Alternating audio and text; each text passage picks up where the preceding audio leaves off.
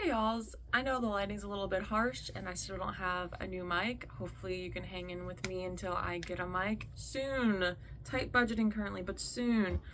But I wanted to knock off one of the topics that I'd been pondering about making a video because, seemed easy to get out the way. I want to talk about my experience with manifesting. I feel like that's a very hot button word. Personally, as a child with OCD, when my dad told me about The Secret, where what you think will become true, that's kind of fucking scary. At the time, my brother, maybe not at that specific time, but eventually my brother ended up getting cancer. So in my head, I was like, if I think about him dying at all, I'm going to create it. So I instead chose to live in a state of denial for fear that my thoughts would feed the energy of the outcome that I didn't want. And obviously, like, manifestation and The Secret isn't so cut and dry like that. It doesn't really work like that. A lot of people will say, oh, you need to think you deserve it, and oh, you need to spend the money before you have it to tell the universe that you're ready for it, which is not very good financial advice, especially for those of us that are living paycheck to paycheck.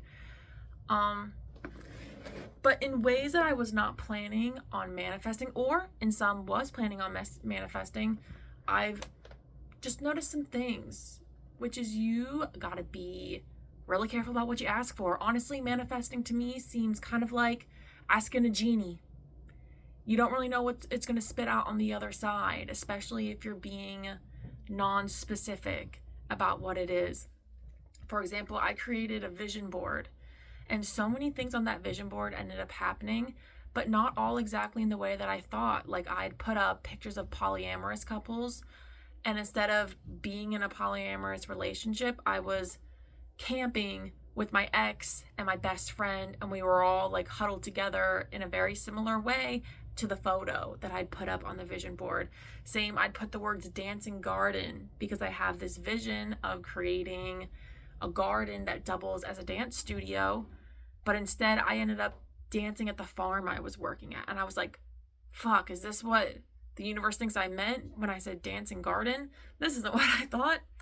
Other things did kind of come true. I put very non-discernible, not non-discernible, like hard to change the interpretation of pictures of like a body front and back and like check marks over the head and the stomach because I wanted my head and my stomach to be good. And honestly, my migraines have gotten a lot better, figuring out what causes them, staying away from those things, etc.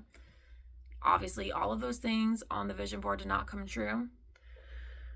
Not the biggest, but just more ways that I've experienced manifestation without even being purposeful about it was first, I went to take a job abroad and I told myself, I want to level up. I want to become this new and improved version of myself. And in my head, I was thinking, oh, I'm going to be like tan and blonde and speak Spanish and hot. I'm going to meditate and do yoga every day. And it created this sort of like idealized version of who I was going to become when the request was to level up.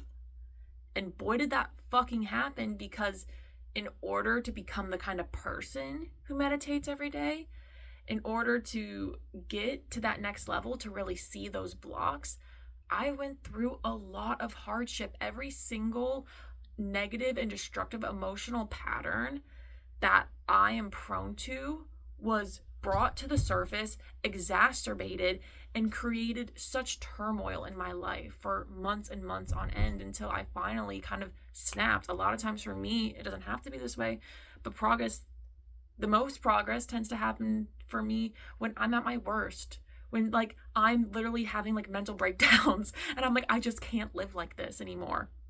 When I was at college and I was like so obsessed with these people and I was just like, I can't do this anymore. I'm going crazy and having like horrible health anxiety. And I was just like, okay, I gotta lock in. Like, I need to be present now. I need to like take people out of my mind. I can't keep living like this.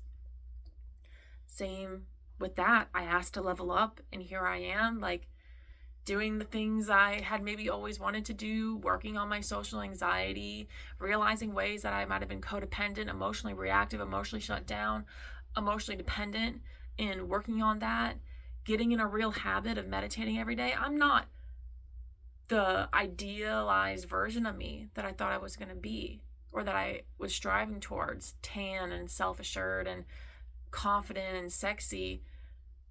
But the things that I actually needed to work on came to the surface. Another kind of subconscious way that I create a manifestation, I tend to see that the songs I listen to do that. Songs are so emotionally charged, and they say emotion impacts manifestation a lot. That's why they say to like manifest when you're orgasming and stuff like that, or do like manifestation sex, which, you know, that's a whole nother subcategory. But I had heard this really good Janelle Monáe song. Janelle Monáe is one of my favorite artists, called Letting Go. And literally the whole plot of her story from the beginning was what ended up happening to me. She was like, oh, my boss called me up and they said you're fired, and I'm just so happy because this 9 to 5 was dragging me down, and now I get to let go and be free. And guess what? I got fucking fired. After singing that song multiple times, dancing around, using it as a song to feel good and calm down and let go, I got let go. I got fired from my job.